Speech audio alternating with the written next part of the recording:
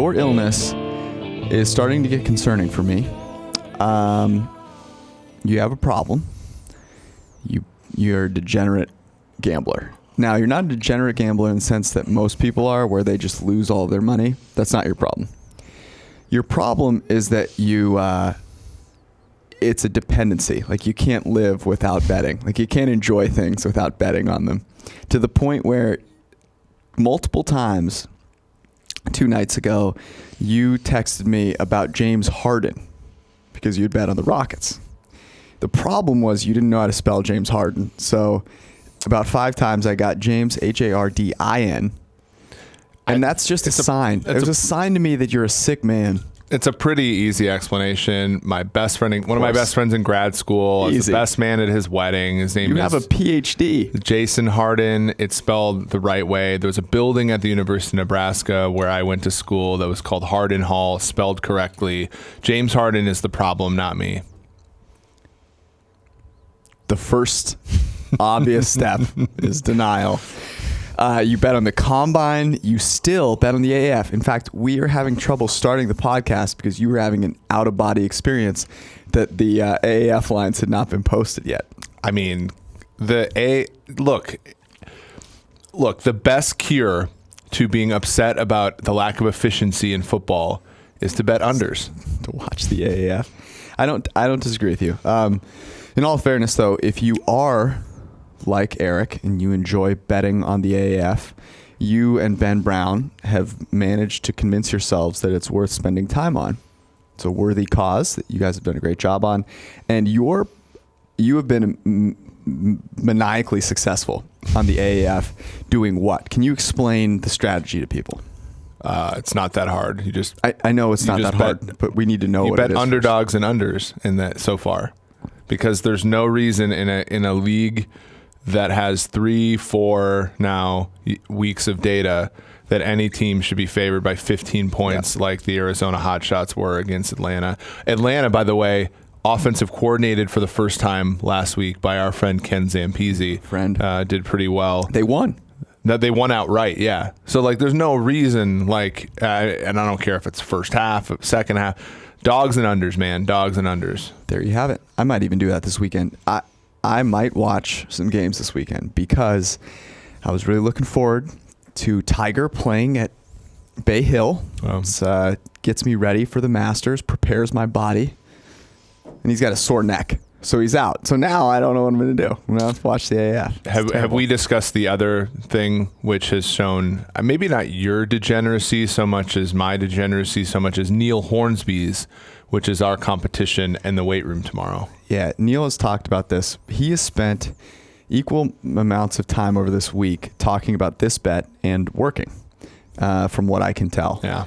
Neil is a very hard worker in many facets of life, and one of them is his training, as he calls it. Some people call it working out. I say I'm going to work out. He's training, which is interesting, to say the least. But because of his interest in training, we now have this bet. So why don't you tell us what the bet is? Yeah. So at the Combine on Thursday night, I think we were all taking turns making fun of each other. And it's what you do. And it came up that I am relatively strong at some lifts. And so the question is how strong? And so the bet is that I cannot do a military press of 225 pounds once. Yep. So you've never done this? I've never done this. Even to clarify for anyone that's out there. I've never done military press. It was always push press when I was playing. Okay, so I'm going to explain the difference here. So push press, you're allowed to bend your knees. So you're holding a barbell. You have the weight, obviously, on the barbell, and it's at your shoulders. A push press is where you bend your knees and then use the extension of your knees to actually help you get the bar off and raise it over your head. Yeah. A military press or a strict press, you can't bend your knees. The difference between the two is massive because your legs are surprisingly strong.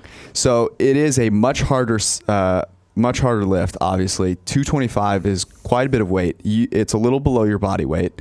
Not going to tell people what your body weight is because I know it's a sensitive subject for many, but would be impressive nonetheless.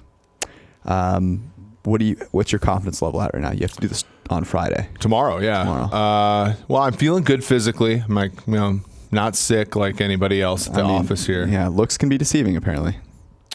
Wow. So yeah, I mean, I'm feeling good. I would say, given what we did at the weight room yesterday, I'd put my weight room now. My chances at about 40%. Oh, that's higher than they probably should be.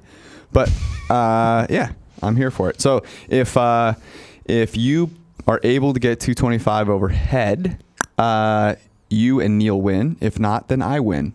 So hopefully. And if you win, I have to wear a white. Don't let the people be excited. Okay, fine. If you don't manage to strict press 225, next year's podcast is going to be a must watch.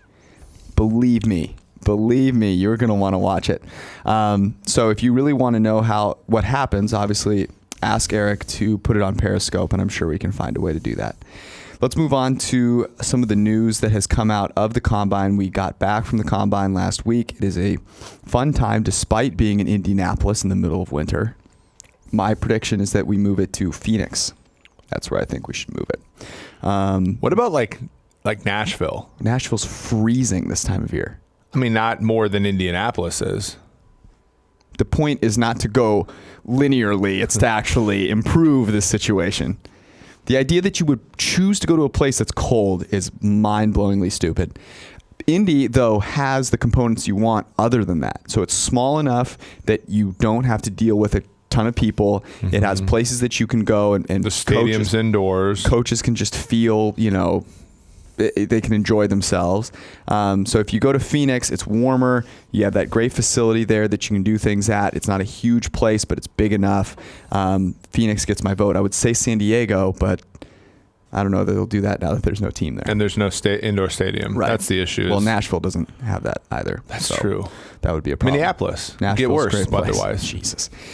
Things from the Combine. So here's my big takeaway from the Combine. I want to know what you think about it. My big takeaway is that the Combine is an overblown waste of time from a player evaluation perspective. Your thoughts?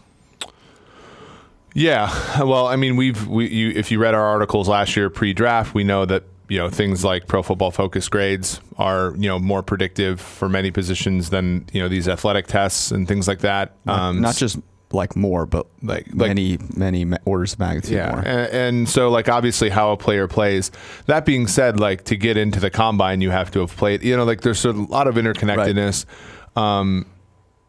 I think if we obviously are not directly measuring things like, how a guy interviews and all that kind of stuff, but I question how effective a 15-minute interview would be in a sort of rapid speed dating, mechanism like the Combine would be. So I think they're scratching the surface on a lot of things that I think will be useful, but as a whole, I think it's, as you said, overblown from the perspective of all this information is being gathered and being used and all of that information is a first order variable in terms of evaluating a player and how he's going to do at the NFL level. The speed dating component is an interesting way to think of it, right? So say you're on a first date with someone or you're talking to someone for the first time and 15 minutes can be super misleading, right? You can come away from that and be like, oh, this person's great. And they turn out to. And this might be more but the Combine is more you stalk this person on Facebook for 4 years and then you sped date with them for 15 minutes. Yeah. That's true. What it would be like. Yeah. I just think it's, the only thing that would raise questions for me is someone that all of a sudden is an athletic freak who didn't actually perform that well in college. If your athleticism isn't showing up on a field against players that aren't as good as NFL players, then why do I care? That doesn't make any sense to me. I love the athletic feat perspective. I think it's super fun to watch, but it's not people overblow it. The Combine is probably worth 2 to 5% in the overall evaluation of a player, and it gets treated probably close to 50, maybe even more for certain players. But let's assume you're right. 2.5 to 5% in a league with a salary cap, in a league where you have 16 games and all that kind of stuff, that could make a difference. Sure. So we're not sitting here saying it's worthless. What we're saying is that the way in which it's spun, the way in which it's, and honestly, like, we're all for the league, growing, and that helps us, right? And makes everything more compelling. But we just want to be able to temper expectations, because we do think like 2.5 to 5% is worth a lot in the NFL. Sure. But don't couch it as being the be all end all. Like this guy's career is made by the minimum of 2 numbers. Look, you run 40 straight yards as fast as you can all the time in the NFL. So guys that are likely to skyrocket because of this, DK Metcalf, who we're going to talk about the Raiders here in a second. This just feels like a guy that's going to end up on the Raiders. Montez Sweat, who also was incredibly fast. The funny thing about Metcalf is you have 2 camps. You have the, oh my God, he was so fast in the 40 camp, and then you have the, oh my God, he was slower than Tom Brady in the 3-cone camp. And so they just come together and have this beautiful, angry sex on Twitter that I really enjoy. Montez Sweat, people seem to be unified that he's now jumped into the top 10. What I take away from this, if I'm a team drafting, is this simple. I can take advantage of the inefficiency of many teams.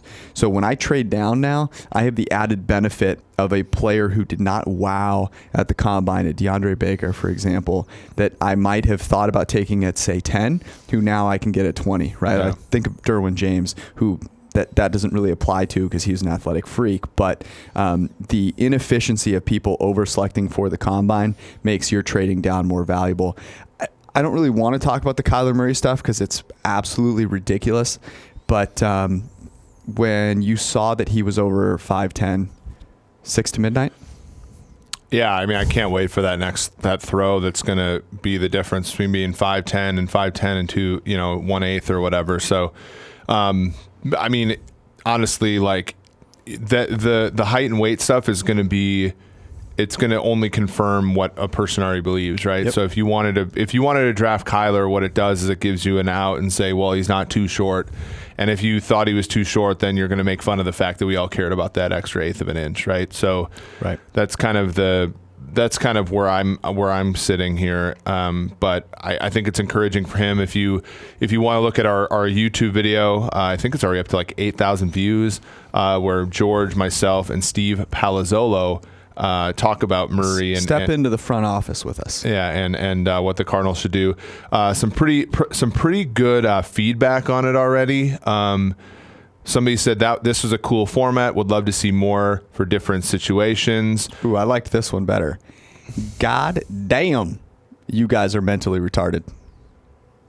That one is pretty good. And then there's of course the Nick Bosa easy. It's easy. What the Cardinals should do. It's easy for, I believe that guy spells his name Kev space in. So, yeah, that's sounds like a pronouncement more than a name. Kev in. Hey, baby. Kev in. I mean, it's easy for him, so I don't know why you need to listen to us. Just go find that guy's comment, click on his name, and follow everything that he has to say. The Josh Rosen side of things, the Redskins appear interested. We talk about that in the video as well. So if you want to know more on that, go check out the video. The other couple pieces of news, Antonio Brown, Titans, Redskins, and Raiders rumored to be in the mix. The team that hasn't come up as much are the Packers, which is where I kind of want to see him going. Here's the way I want to ask this question to you, though, is a lot of people thinking that it's going to be hard for them to get a number 1 pick. So say the only 2 teams that offer a number 1 pick are the Browns and the Patriots. Where are they? Are they saying, nope, we're taking the 2nd-round pick? Or are they taking the 1st-round pick? I'd rather trade it. If I'm Pittsburgh, this might be a hot take, but I'd rather trade him to the Patriots than the Browns. Okay. So you would trade him to the Patriots for a 1st-round pick if they were the only team offering you the 1st-round pick? Well, it actually depends upon the Raiders offer you a 2nd or something. Yeah, because the 1st-round pick is 32, which is no different really, other than the 5th-year option. Then like the Raiders offer you, 35 or something. Yeah. So, but if it were, what if I would rather the Redskins giving you their 2nd-round pick?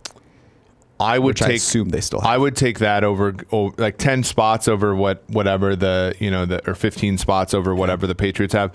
But I would not trade him to Cleveland. I mean, you're with you there. Stranglehold on the AFC North, which you already gave up this year by allowing Baltimore to win the division. Yep. Your stranglehold is over if you give him to the Cleveland Browns. Yeah, Niners, I think, are still in the mix, rumor-wise. That would be great. I don't think they need him as much as some other teams do. And the Niners are not really out of the gate yet, right? Like I would say if the Niners had gone like 8-8 or 9-7 this year, and they were like you would start to see the Seahawks falter a little bit, and you start to see the Rams not as brilliant. I think that, but like to me, this is the year for the Niners to go 10-6 and say, hey, we're here. Much like the Rams did in like 2017, just say, hey, we're a team to be reckoned with. And then, next year, if Odell is still with the Giants, go after him or something like that. Like, I think that's really, the Niners are in a position where it's time to load up on defense, make sure Jimmy G's healthy, and play well. Just need a pass rush. God help me. Please trade down San Francisco. Is it good to allow a 123 passer rating to wide receivers? No. 27 touchdowns, 2 interceptions. Is that good? Well, you can find corners. Nick Bosa will help that. You can find corners anywhere, George. You can only find Nick Bosa at 1-1. True. Okay, Odell. Actually, one last thing on Antonio Brown. One-word answer.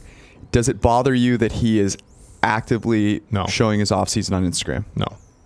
Correct. That is the correct answer. People Go shut up. If you're brilliant at your job, are you kidding me? Like if he stunk, if he was Laquan Treadwell, I'd tell him to stop. But he's brilliant at his job. He's showing videos of his kids going down slides, his food that he's eating, him working out, bamboozling people into giving him $500 to do a cameo. He's just, lowering his value by posting stuff on Instagram. Shut up. LeBron, literally 90% of LeBron's Instagrams are wine. He drinks wine on his way to the game, and people are blowing chunks over him passing Jordan while getting his ass kicked. On our way back from the gym this morning, I did not realize. Stop. I don't want to get into this. All right. Odell Beckham Jr. If he is traded, my contention is that Gettleman needs to be immediately fired because he said last year they are trying to win now. Trading their only good player would be an admission that they are not. Your thoughts? Yeah, from Landon Collins to Saquon Barkley to Eli Manning to Alec Ogletree to what they're going to do this year. Don't put Alec Ogletree in that mix. But like the entire process, Shermer, right, as a head coach, like looks like a progressive guy, looks like he's trying his best, and honestly, I think got more out of that team than he probably should have. Mm-hmm. The whole Giants don't make any sense to me. Honestly, I don't get anything that they're doing. I understand being like, hey, look, Landon Collins struggled in coverage last year. His best years are behind him. He's more of a box safety, as our friend Mike Renner wrote. He could be a really good linebacker in the NFL. Sure. All this kind of stuff. That makes a ton of sense. Honestly, I think that's a super progressive take. Yep. But then you take Barkley at number 2 and do this kind of thing. Right. Let me make fun of the people that use math. Math is obviously a bunch of it's a lie. It's a cult. Like I have no issue in a market where there's a ton of safeties not paying through the ears for Landon Collins, but it's not consistent with anything else you've done. So the Collins thing, I don't care about. The idea that you would trade your one good player that you hit on a lottery ticket, and then you're just going to give it up before ever putting him in a position with a decent quarterback. Yeah. I mean, that's ridiculous. It's absolutely insane, unless they get like 3 number ones, which I don't think they're going to get. But he wouldn't know what to do with those 3 number ones anyway. So who like... Right. It's ridiculous. I mean, he traded a draft pick for Alec Ogletree. We'll talk about the Giants. Who was on a second contract already. It's ridiculous. We'll talk about the Giants soon enough. The last thing, this was, I think, at the end of last week, maybe even, Todd Gurley has arthritis in his knee. Same. So I have a friend who does a lot of these surgeries. And I don't know if he actually wants his name to be mentioned, so I'm not going to mention it. Maybe he'll come on the pod at some point. But he said, he told me this, which I thought was interesting, which is only the doc that operated on his ACL would know the extent to which he would likely get arthritis. But everyone that gets an ACL at some point develops arthritis. That's just the way it is. And depending on how much, I guess, they have to how much of the femoral head is flaking off when they go in there depends how quickly it will arise. But that it's something that everyone will get. And if it is that the case that it is, flaking off or whatever, then he could have only a few years left on his career. But if it's just basic arthritis, then he could just be able to play through it. But here's what got me. He said this is basically the same thing that ended Brandon Roy and Greg Oden's career, which would terrify me quite a bit. Yeah, Brandon Roy went to Europe and got a different surgery, came back to the Wolves who had originally traded him, and lasted probably 10 games. Yeah, exactly. So that'd be rough, honestly. And again, injury is just one of many reasons, not necessarily to buy into a running back. But this is concerning, obviously, if you're the Rams, because of the $45 million guaranteed that they gave him. So I asked him if the arthritis could have been activated by the cold, and that's the reason he played really poorly at the end of the year. And he just said, haha, no. But certainly something that he is going to be dealing with. And Will Blackman on Twitter has a good explanation for it. He played through it and talks about it a little bit. So this is exactly another reason why you don't want to invest heavily in a position that A, doesn't contribute that much to your winning, and B, can obviously just all of a sudden go from 100 to 0 in terms of ability to produce in any fashion, given these types of injuries. At some point, he will need a totally new knee. Yeah. You know what it opens up, though? It opens up the opportunity for Ezekiel Elliott to become a top 30 running back in our system. Beautiful. Last thing here is something that I thought was an interesting debate. The Landon Collins thing brought it to bear. Linebackers versus safeties. And how many linebackers would you actually want to sign at market value here? And we came up with, at first 5, you've extended it, I think, to about 10. Yeah, I mean, I don't actually think those are just names that I thought were worthy of at least thinking about. Yeah. So the idea is you'd actually sign these guys at the market rate out of your own free will. And so let's go through the list here. We have Bobby Wagner, Luke Kuechly, Leighton Vander Esch, Roquan Smith, Deion Jones. To me, those are the no-brainers. Yes. Then you have Darius Leonard, who I think is close to a no-brainer, but coverage-wise, graded well in coverage down the stretch last year, but again, question mark for sure. Was torched by certain tight ends, one being Travis Kelce. Jordan Hicks, who has shown flashes and also been bad. Danny Trevathan and Darren Lee. Jalen Smith, Fred Warner, Miles Jack, Telvin Smith, guys that are on the fringe there too. Yeah, the Jacksonville guys were really good. Your Jacksonville was really good defensively, and then when they fell off, it wasn't quite as big of an impact. What we're kind of getting to, though, is the idea that actually your linebackers should primarily be big safeties. And the idea, at least in my mind, I'm curious if you have a different way of looking at it, but to me, it's all about how well can they mitigate the best thing that the other side of the ball does, which the most valuable thing is pass, right? So when safeties played in coverage, were targeted in coverage, and I'm not talking about free safeties. I'm talking about when a safety is playing either in the slot or at the linebacker position. 7.1 yards per attempt. That's pretty decent, but is almost a full yard lower than when linebackers are targeted in coverage. It's about 7.8 yards per attempt. So it makes sense, and you're not going to give up 0.7 yards per attempt by playing that guy as a linebacker against the run.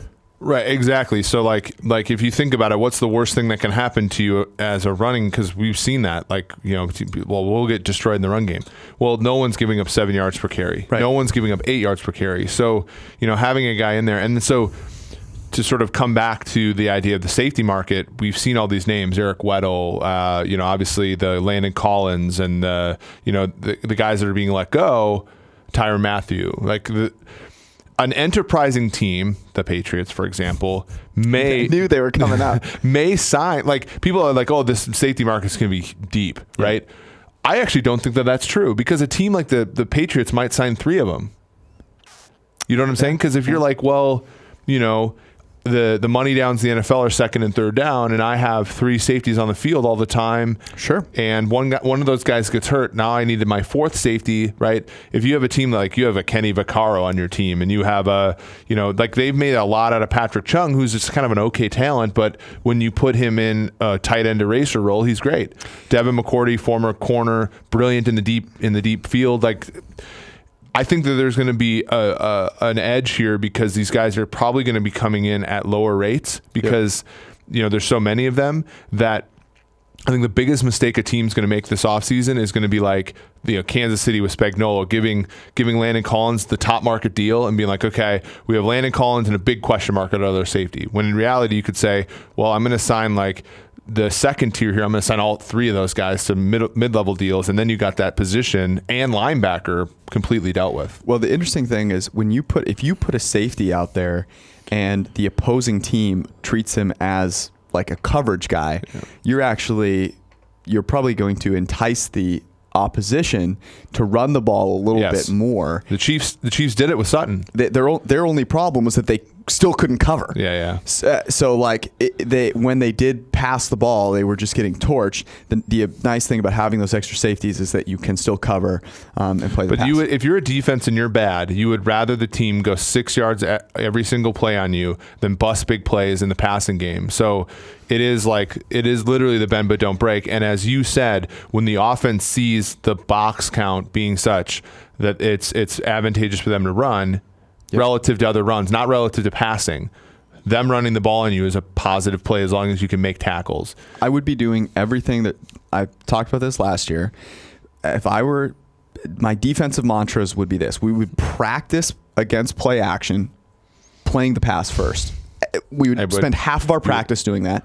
And the second thing I would be doing is spending a ton of time researching when I'm playing a team where they draw the line. So if they're going to audible into runs, where it is, and then teasing that line to make them check into runs, but be prepared for like knowing that situation and having guys that are prepared for those checks. And then I think you're in good shape. You win the Super Bowl then. Should we move on to the Raiders? Let's do it. The Raiders have 3 first-round picks. Yep. Of course, the reason we're on them now is they hold the 4th pick. They hold the 4th pick, and let's just start with this. They have so many first-round picks because they traded Khalil Mack. If you go back to that trade, would you, if you were the Raiders, do it again? Yes. Okay, so they're 4-12 last year. We had their under at plus 130, 8.5. It was a steal. It hit by mid-season. Mm-hmm. One book had them with better division odds than Kansas City. It was an atrocious misprice of the Oakland Raiders because of John Gruden, because Derek Carr is a functional quarterback, et cetera, et cetera.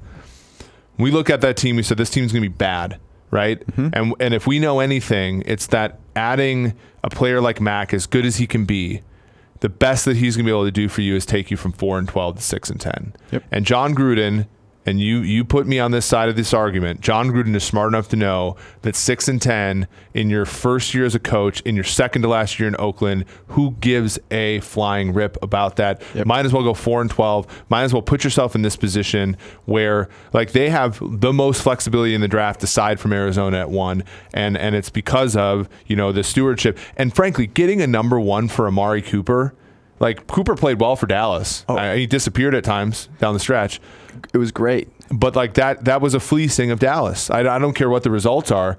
The results are still bad. You know why? Because people never consider the other side of that. Yeah. So everyone in Dallas is super pumped because Amari helped them eke into the playoffs. You know what the result of that is? Jason Garrett staying, Dak getting an extension, them signing Amari to this huge deal, them re-signing all of these players. They're going to be mediocre for now a very long time, strapped with it. If they don't trade for him, there's a chance they end up being bad. 7-9. They're like, okay, well, out on Dak. Maybe they go all in on the Kyler Lincoln Riley train. Who knows? It's funny to me that people just assume that the results favor the Cowboys there. So the Raiders have all this flexibility. I think they actually probably have more flexibility than the Cardinals because of these extra draft picks. The interesting thing about the Mack trade is, and Stopsky alerted me to this earlier, was, look, they made that trade in large part because of the cash implications. So was it a smart move? Yes. Oftentimes in the NFL, we anoint people as being brilliant, I sort of did this in jest about John Gruden, right? I do think it was a great move. But, like, you can get lucky and make these good decisions, and people will quickly crown you as being brilliant. Here's another thing that I think we didn't appreciate in the time because we're so, like, right now looking at teams. But, like, we always made fun of the Raiders for their roster last year. But look at the list of their pending free agents, okay? Rashawn Melvin. Okay, that's a good player. You might want him back. Jared Cook, same. But then this list of guys that were literally filling out the roster last year that now attribute to their $73 million in cap space. Marshawn Lynch, Marcus Gilchrist, Jonathan Hankins, Martavis Bryant, Brandon LaFell, Clinton McDonald, Reggie Nelson, Doug Martin, Leon Hall. Like, Gruden gave the appearance of a functional team last year by signing these guys and having them, like, I mean, they got blown out a few times, but they beat Pittsburgh. Yeah. They beat the Browns. All this kind of stuff. Chaz Green, Darryl Worley, Mike Nugent, Dwayne Harris. Mm-hmm. Now it's like, okay, if you approach every season like this, sign veterans to fill out the roster and then let them go after 1-year deals, you are essentially going to have this opportunity that when you carry 4, 24, 27, and then whatever 36 or whatever they have in the second round, right, you can start over, right? Because you're not tied to Doug Martin, you're not tied to Leon Hall, right? So, like, when the Raiders do feel like they're going to be a contender, well, they have the opportunity to go all in because they're not tied to anything specifically. Well, the good thing is that they have first-round picks that hopefully end up better than last year's first-round pick. Colton Miller, who we were not super high on last year because he didn't play that well in college, which is usually a sign. Can't believe your notes here. Jeez. He allowed 16 sacks, which is the most ever allowed by a rookie tackle since PFF started tracking this in 2006. Bobby Massey's 3 sacks behind Colton Miller in second place. He allowed a pressure rate of 11%, which puts him as the 9th worst rookie season ever. And he allowed, let's see how many total pressures here, 65, which is the 3rd most ever for a rookie tackle. So that's not great. The other worrisome part about that whole thing is that Derek Carr is known for getting the ball out quick. So if you're not only getting beat in the PFF system, but you're literally giving up pressure when Carr, what is Carr, like fourth quickest time to throw? Yeah. So Breeze, Rivers, Roethlisberger, the other 3 guys getting a lot out of their passing games. Carr, not so much. Nope. That's an issue. Obviously we've seen guys develop, but it's tough to come back from something that poor. So then the question then becomes, so I praised Gruden for having, for jettisoning these players that aren't going to be valuable. When I looked at, like, okay, players they can build with, it was increasingly difficult. Like, I think Rodney Hudson's a pretty good center, but he's older. He's a center. Gary and Conley's a corner that has shown some promise. Right. He actually graded decently in pass coverage. Carl Joseph was their 2nd most valuable player this year in terms of WAR, but it sounded like they were actually shopping him in this offseason. Jalen Richard's a running back, so who cares? Jordy Nelson's old. Eric Harris, So Jared Cook's a free agent. So, like, on one end, they're smart because they get the ability to build the team in their own image. Yep. On the other hand, they're not starting for much. Right. You also put Arden Key down there, who did not play super well, but I guess he's a high draft pick, so it's like you're still kind of right. If we judge players solely on how they graded as a rookie, Jared Goff. So we have to be a little bit careful. Absolutely. Here's the thing: they what appears to have had a meaningless-ish draft last year. Yes. They cannot really afford to have a meaningless draft this season. They've got these 3 picks in the first round. So I want to ask you this. Let's start here. The quarterback will be in play at 4, assuming Haskins is still there. You've got Derek Carr. Derek Carr tied for the lowest average depth of target in the league last season with Matt Stafford at 7.1. He was by far the most conservative 6.3 average depth of target when kept clean, lowest by a mile. He took sacks when under pressure at the 3rd highest rate in the league, 27%. But also dealt with an offense that wasn't great. Yeah. They used play action 8% less than the league average, despite him actually producing on play action. They were positive EPA per play with play action, negative without it. And their O-line wasn't great, but slightly below league average in terms of quick pressure. So there are a couple of sides to the coin here. Did not have a great supporting cast, but also has not been exactly lighting the world on fire. Are you sticking with Derek Carr or are you taking Dwayne Haskins? Can I pick C? Yes. I would trade up and get Kyler Murray. Because here's the deal. Carr is extremely accurate. He's second in our accuracy rating, as you said, second least fewest. It's accurate because he throws the ball 5 yards down. Right, but then the question is like the Tiger can't change his stripes at this point in terms of going downfield, in terms of being aggressive, in terms of all the decision making, all those types of things. So I don't think Derek Carr is long for this position. He's an average quarterback. I think that could potentially, if you have a perfect system, be a top between 10 and 15. He's also a quarterback capable of being 4 and 12 when situations are poor. So is Haskins that much? Is Haskins like Carr, Stafford, Bradford, all those types of players? That's kind of where I sit. And so then I don't use the 4th overall pick on him. Mm-hmm. I either trade back and use the 10th overall pick on him, or I trade up and get Murray because I'm bullish on Murray possibly being that sort of 5-win player, whereas Carr's more of a 2.5, 3-win player. That's where I'm sitting. And so, the Browns got away with it for a couple. This is a year where I think you trade back and accumulate not only 2018 picks, but 2019 picks, 2019, 2020, 2021. This to me is not the year that you sort of go all in. Okay. I think Vegas is the year that you possibly go all in the quarterback. I agree with you. So I don't think they'll be able to get Murray. I think if you offer a lot for Murray, the Cardinals sit there and they go, wait, we can't give up this opportunity. Especially given that they're going to move to Vegas and he's going to be 3 hours away. 3 hours away, just killing it. So I'm not sure they can do that. But here's Dwayne Haskins, Josh Rosen to me in the same. Their adjusted accuracy, ball location accuracy matches up basically in the same cluster. They're very similar in terms of where they project into an NFL situation. So why would you not try to get Rosen for maybe you can get him for a second rounder, who knows, instead of spending this high pick on a guy that's still going to need a good situation? Because as we saw with Goff, as we'll see with these quarterbacks that aren't potentially tier 1 guys, or very low chance of being a tier 1 guy, you need a good situation. So you actually say, okay, let me use these picks to get me the best situation possible. I'll bring Rosen into the fold, who's actually a quarterback that I'm not going to pay crap ton of money to be mediocre, but could potentially elevate himself in this situation. You still, if he doesn't show up, you still have a super high pick the next year. You have some other quarterbacks. You maybe take a shot with a quarterback in the later rounds, like, I don't know, Brett Rippon or whatever. You like him. Will Greer. I think that would be, so I would try to go with Murray. I like your thought there. I would also try to look at Rosen. And if both of those things fall through, I don't think quarterback is the right play. I think you just try and trade back and accumulate players. Here's the thing.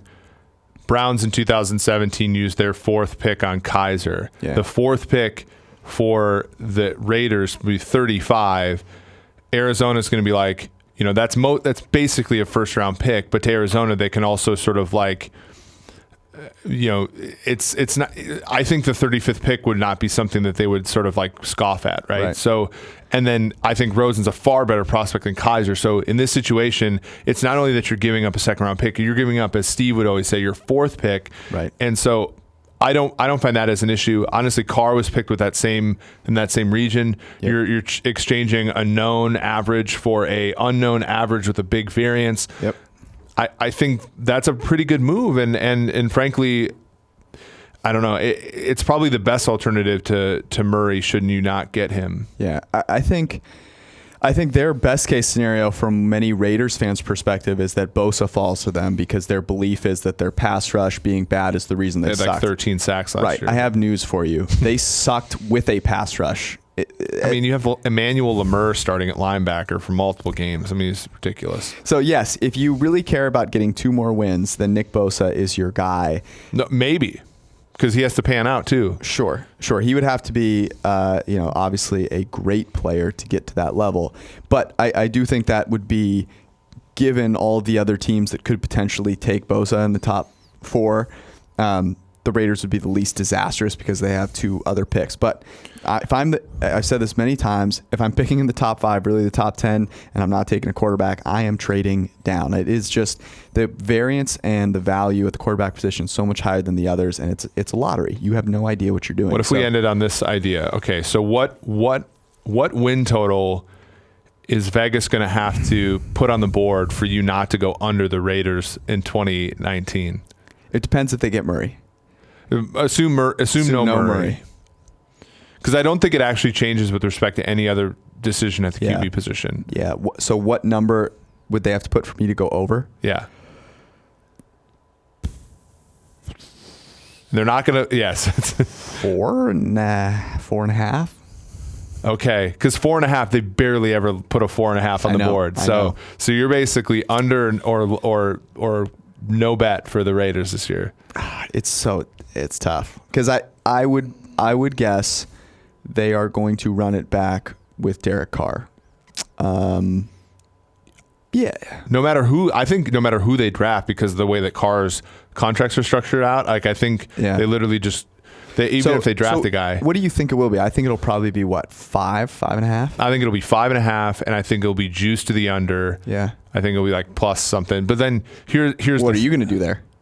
If I get plus money for guess? under 5.5, I'm taking it because Kansas City, Los Angeles Chargers, Denver with Flacco is going to be 8-8, and they're going to beat up on the Raiders. Because here's the thing: get out of here. Vic Fangio is going to be the type of coach who will go 8-8, but will beat the crap out of the Raiders 8 out of 8 times during his 4 years with Denver. That, you know what I'm saying? So like, you're already, in my opinion, you're 1-5 in that division at best. Sure. I'm with you there. Can I say one more thing about the draft? Yeah. My secret hilarious situation is that they stay at 4. They take Metcalf. Colton Miller gives up 1,000 pressures next year, and they are only able to target Metcalf like 20 times. Just straight goes every time. If you want to enjoy yourself, go get a PFF Elite subscription. Check out the Quarterback Annual. Go to Derek Carr's page and look at his top targets from last year. It's so magical. It's pretty funny. I would think that if you are the Raiders, you are looking to accumulate receiving targets later on in the draft in mass and hope that some of them work out. There's some tight ends out there that would certainly be more valuable to your team than Metcalf. Him throwing an average time to throw to Amari Cooper at 2.19 and then an average time to throw 2.23 on Nelson is everything. Yeah, he and Cooper didn't work out so well. But look, if you can target Jared Cook 96 times, you got to do it. Jared Cook, when he gets going with the football, I mean, no stopping him. No stopping him. Jared Cook is going to make, I think, a high-powered offense pretty happy. No stopping him. All right. You know what we should try and do? We should try and get our buddy Lou on the podcast next week. I think that would be fun. Should I send him a text? We should. The great thing about me saying that is that if it doesn't happen, no one will remember. But if he shows up on the podcast next week and be like, yeah, I just... Oh, so you're talking about it's like drafting Kyler Murray. There it is. Of course, check out ProFootballFocus.com. There's a new mock draft up there. You can yell at Steve and Mike about it. Draft guide out today. Anything you like about their mock draft, that's our doing. And the draft guide is out. You definitely want to get it. There's no better way to prepare for your team's eventual demise than to see all the players that you don't want them to draft. See you guys later. Peace out.